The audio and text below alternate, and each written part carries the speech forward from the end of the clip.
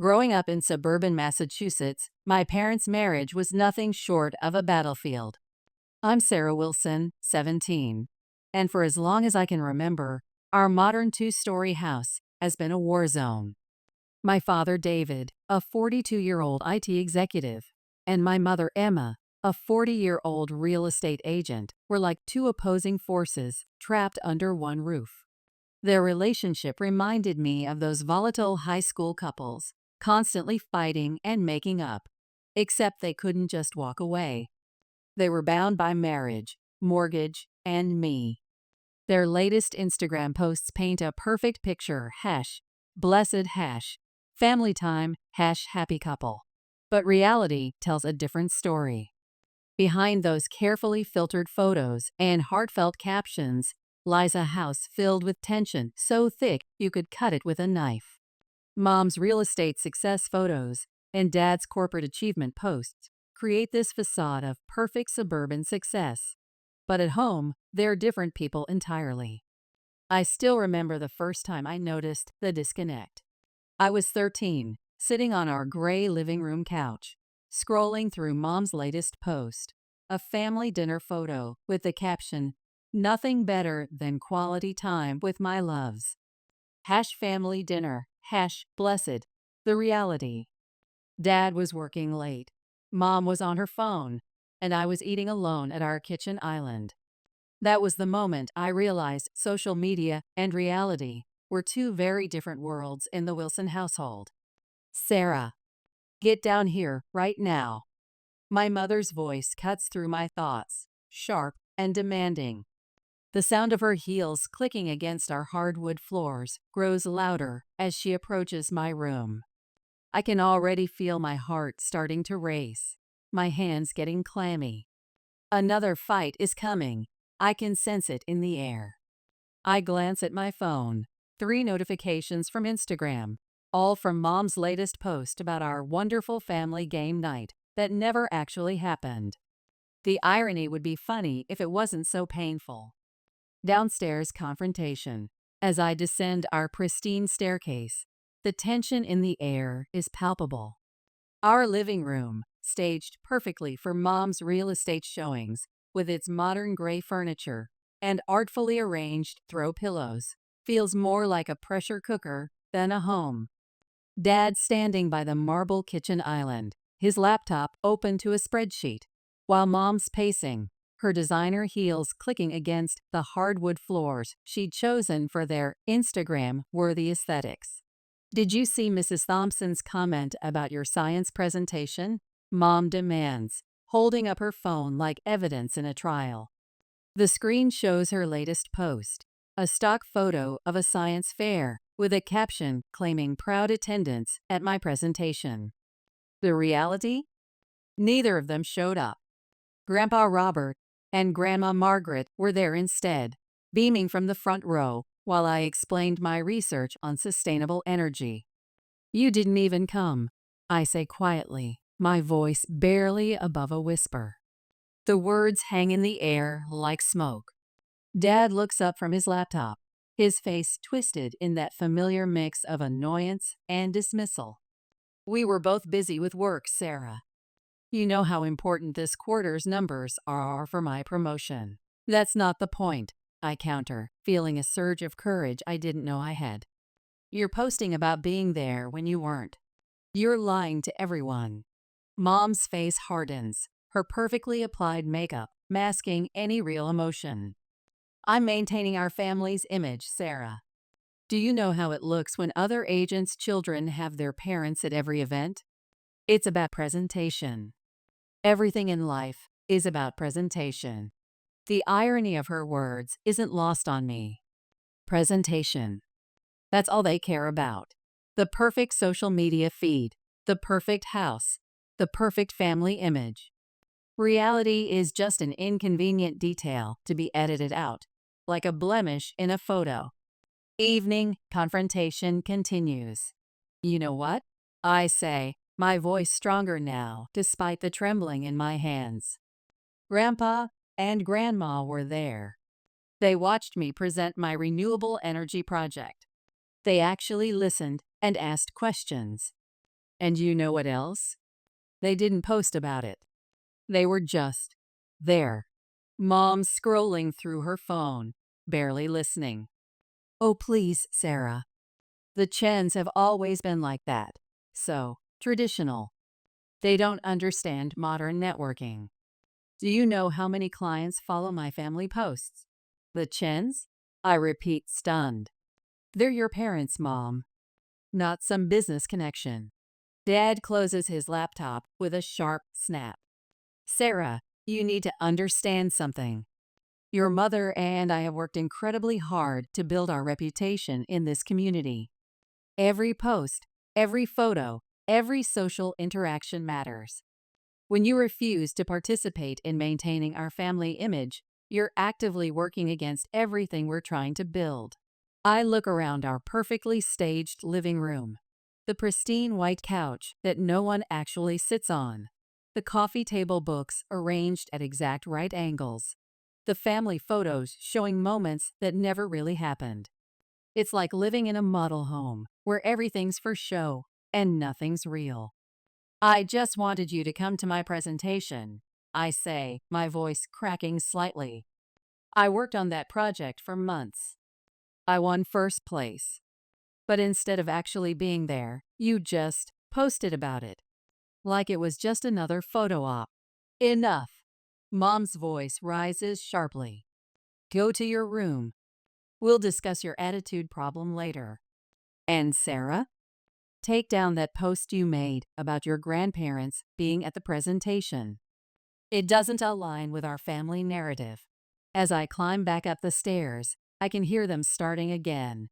Their voices rising, accusations flying. But through their words, I hear the ping of Mom's phone.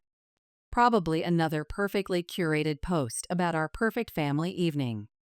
Late night, Sarah's room. I'm sitting on my bed, scrolling through my phone when the shouting starts. Their voices carry through the house, bouncing off our Instagram perfect walls, making a mockery of Mom's latest #peaceful home post from just hours ago.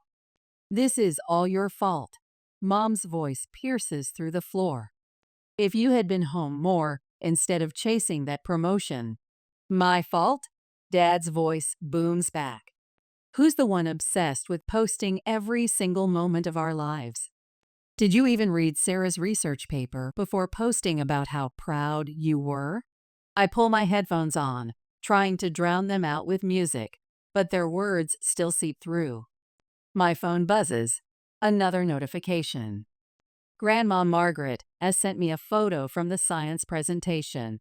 A real one this time. It shows me standing by my project, genuinely smiling, with Grandpa Robert giving me a proud thumbs up in the background. No filters, no staged poses, just a real moment.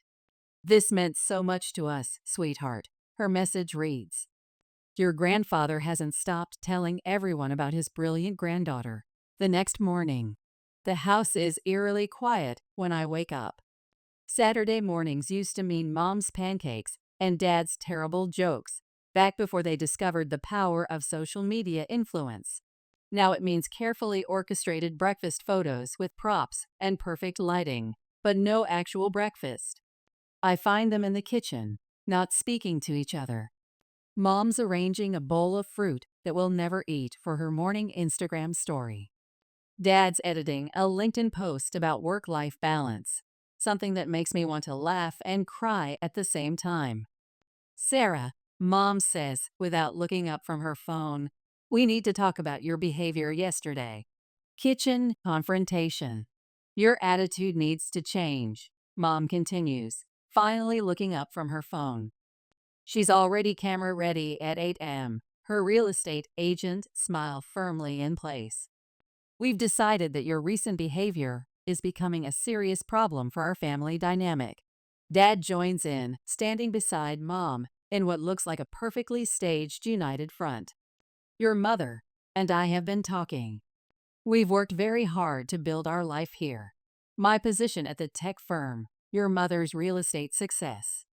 Your constant resistance to maintaining our family image is starting to affect both our careers. I grip my phone tightly. Grandma Margaret's genuine photo still open on the screen. You mean your social media image? Because that's not our real life. That's not even close to our real life. That's exactly the kind of attitude we're talking about. Mom snaps, her professional facade cracking slightly. She pulls up her Instagram feed. Look at the Roberts family. Their daughter helps maintain their social presence.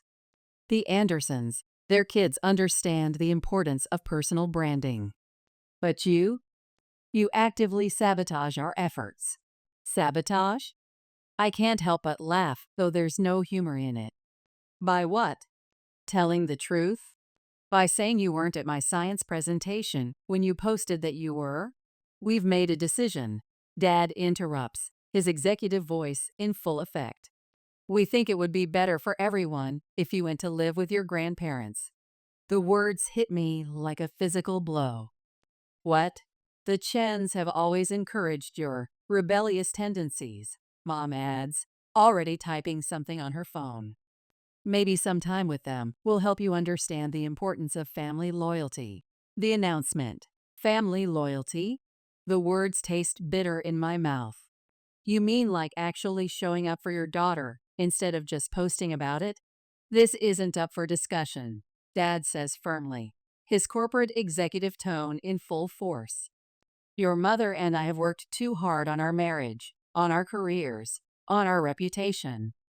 Your constant need to expose the truth, as you call it, is becoming destructive.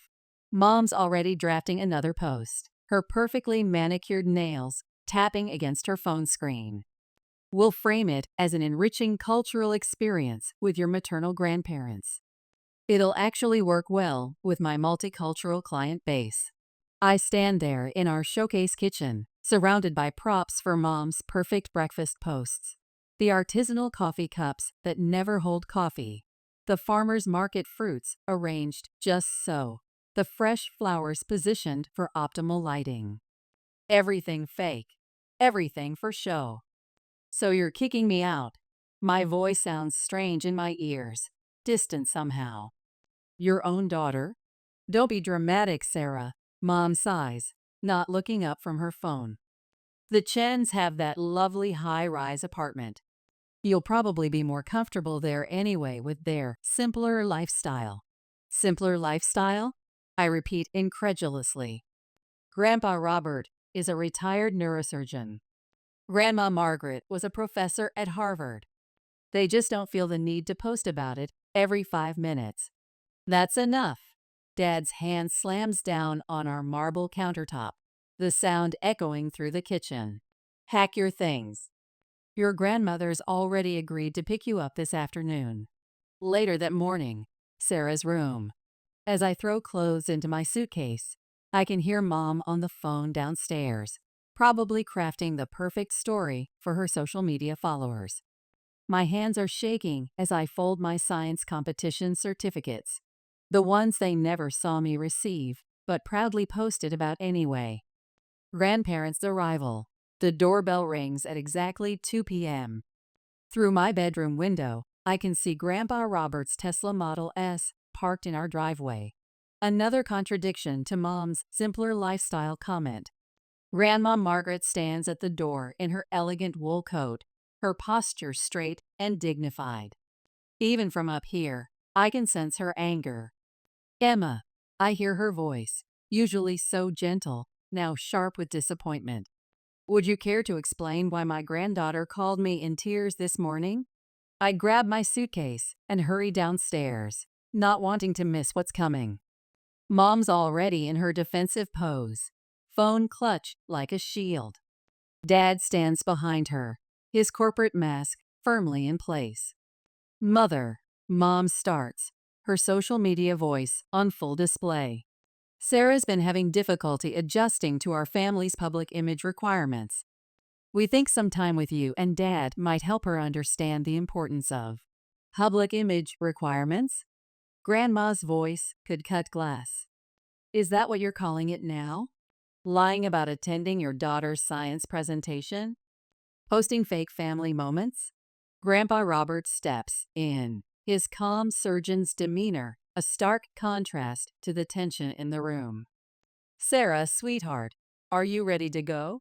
I nod, trying to hold back tears. Mom's already typing on her phone, probably crafting the perfect post about this wonderful opportunity for me to spend time with my grandparents. David, Grandpa addresses my father, his voice steady but cold. I expected better from you. Both of you. Robert, Dad starts, slipping into his business negotiation tone. This is a private family matter. Family? Grandma's laugh is sharp. When was the last time either of you acted like actual parents instead of social media influencers? Leaving home. These are your college recommendation letters, Dad says suddenly, reaching for a folder on the kitchen counter. You'll need them for. Keep them. I cut him off, surprising myself with the steadiness in my voice. I'd rather earn my own recommendations than use fake ones. Mom looks up from her phone, genuinely shocked for once. Sarah, don't be ridiculous. Your father pulled a lot of strings with his corporate connections. I don't want connections, I say, gripping my suitcase handle tighter. I want real parents. But I guess that doesn't get enough likes, does it? Grandma Margaret places a gentle hand on my shoulder. Your room at our place is ready, sweetheart. We converted the study. It has a beautiful view of the city. A view she won't be enjoying for long, Mom mutters, still typing. Once she realizes how boring it is without our lifestyle. Boring? Grandpa Robert's voice is quiet but firm.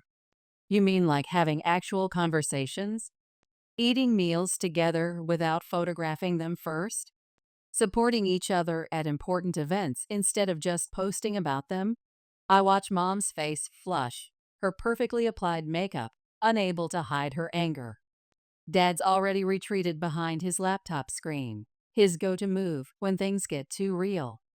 Sarah, Grandma says softly, go get in the car. Your grandfather and I need a moment with your parents. In the car. From the Tesla's back seat, I watch through the window as Grandma Margaret faces down my parents in our perfectly staged living room. Mom's still clutching her phone, but her hands are shaking. Dad's executive posture has crumbled slightly. First night at grandparents'. The Chen's high-rise apartment feels like stepping into a different world. No staged photos, no perfectly arranged furniture for social media shots, just warm, lived-in spaces filled with actual memories. Grandma Margaret's academic books share shelf space with Grandpa Robert's medical journals and my childhood art projects they've kept over the years. Your room's this way, sweetheart. Grandma leads me down the hallway, her hand gentle on my back. The converted study is painted in soft blues, with a desk positioned by the floor-to-ceiling windows overlooking the Boston skyline. We thought you might like a quiet space to study. And look, Grandpa adds, pointing to a cork board above the desk. We put up your science fair photo. The real one. I feel tears welling up as I spot the unfiltered, genuine moment captured in the picture. No perfect poses. No carefully crafted captions. Just me, excited about my project, and my grandparents, genuinely proud. I know this isn't easy, Grandma says, sitting on the edge of the bed. But you're safe here, Sarah. You don't have to perform or pretend. We ordered Chinese food, Grandpa adds with a smile. And I promise we won't make you wait while we photograph it from different angles.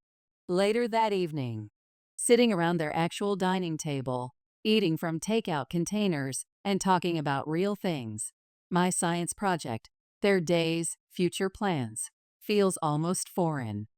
My phone buzzes with a notification. Mom's posted about my exciting cultural learning opportunity, with elegant photos of Chinese gardens that look nothing like our actual dinner. You can turn those notifications off, you know, Grandma suggests gently, passing me the lo mein.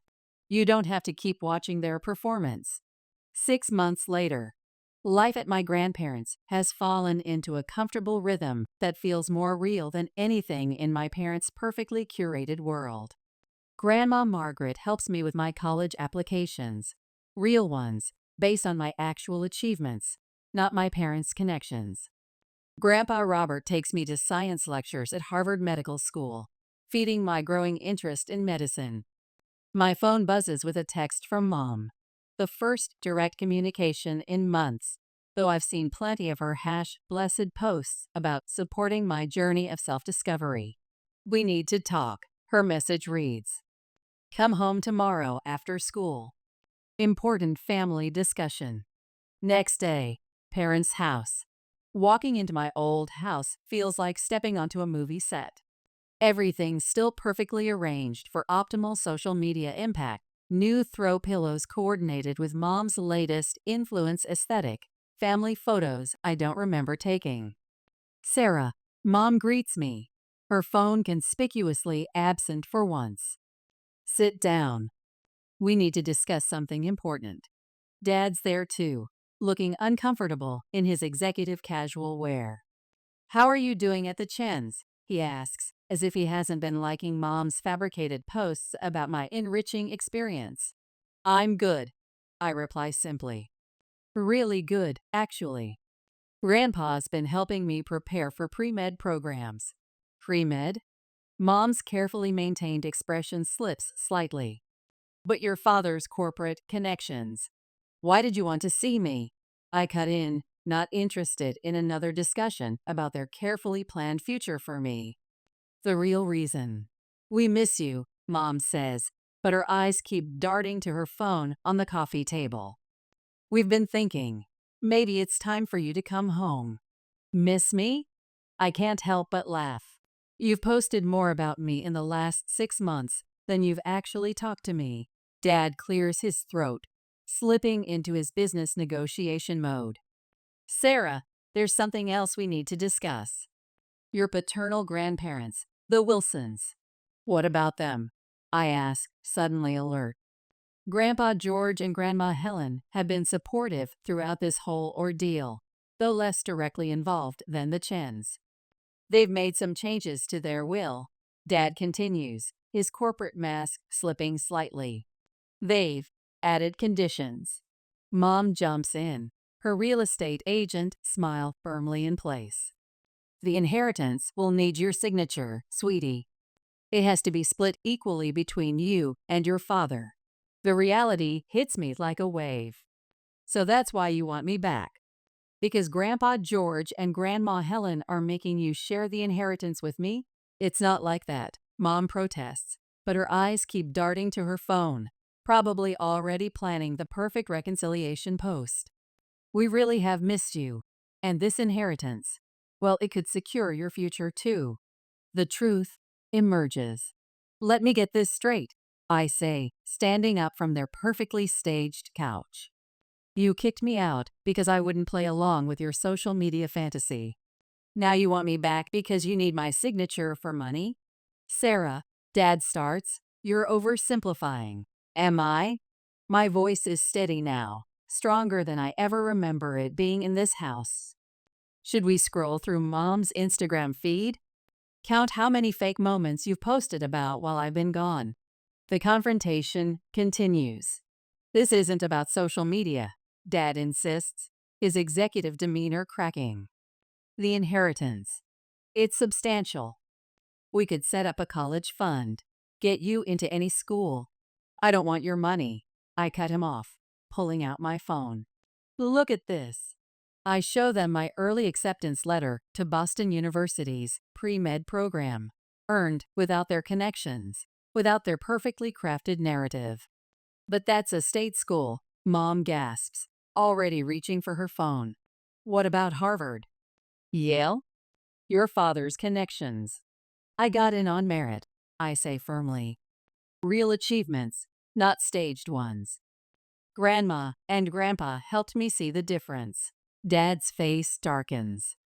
The Chens have always been difficult about our approach to family image.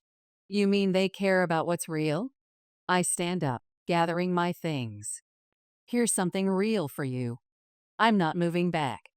And I don't want any part of an inheritance that comes with conditions. Later that evening, grandparents' apartment. They called. Grandma Margaret says as I walk in, her voice gentle. Your mother tried to convince me it was about reconnecting, but she couldn't help mentioning the inheritance. Grandpa Robert finishes, looking up from his medical journal. I sink into their comfortable couch, the one that's actually meant to be sat on, not just photographed. They haven't changed at all. Still trying to buy the perfect family image. Final resolution. Grandpa Robert says, putting down his journal, your Grandpa George called me earlier. He wanted you to know that the inheritance condition was his idea. What? I turned to face him, surprised. He thought it might force your parents to face reality, Grandma Margaret explains, sitting beside me. But instead, they just saw it as another transaction. I finish, feeling oddly calm. Another piece of their perfect social media narrative. My phone buzzes. Mom's latest Instagram post appears on screen. It's a throwback photo of us at my middle school graduation, all smiles and perfect poses. The caption reads, "Missing my beautiful daughter. Family is everything. Blessed, family, love." I think it's time to block their accounts, I say, finally ready. I don't need to see their version of our family anymore. Epilogue. It's been 2 weeks since I blocked my parents on all social media. Grandma Margaret tells me Mom's still posting about me. Carefully crafted stories about giving space and supporting independent growth. Dad's LinkedIn is full of articles about modern parenting and work-life balance. But here, in my real life, I'm preparing for my pre-med program at Boston University. My room in the Chen's apartment is covered with actual photos. My science fair victory, weekend trips with my grandparents, real moments with real smiles. Last night, Grandma and Grandpa threw me a small celebration dinner for my acceptance. No phones, no photos, no social media posts, just genuine congratulations and proud smiles. And somehow that feels more valuable than any inheritance or perfectly curated family image could ever be. 1 month later, my phone buzzes with a text from Mom, her third attempt this week. The inheritance paperwork needs your signature. Think about your future, Sarah. This could set you up for life. I show the message to Grandma Margaret during our weekly Saturday morning breakfast. A real one with slightly burnt toast and coffee that isn't arranged for optimal lighting. Your Grandpa George called again, she says, spreading butter on her toast without photographing it first. He wants you to know that whatever you decide about the inheritance, he fully supports you. I've been thinking about that, I say, watching the real morning sunlight stream through the windows. Not the carefully timed golden hour my mother preferred for her morning inspiration posts. I'm going to tell them to donate it all to charity. Grandpa Robert looks up from his medical journal with a proud smile. The Science Education Foundation you mentioned? Yeah. They fund research programs for high school students. Seems more useful than buying another perfect social media moment. Final decision. I draft a simple email to my parents. I've made my decision about the inheritance. Donate it all to the Young Scientists Foundation. I don't need money to secure my future. I'm building that myself, with people who care about real achievements, not staged ones. Sarah. Within minutes, Mom's phone lights up my screen. I decline the call and turn back to my college preparation materials, surrounded by the genuine love and support I never had to filter or edit or stage for likes. Sometimes the best family photos are the ones that never make it to social media.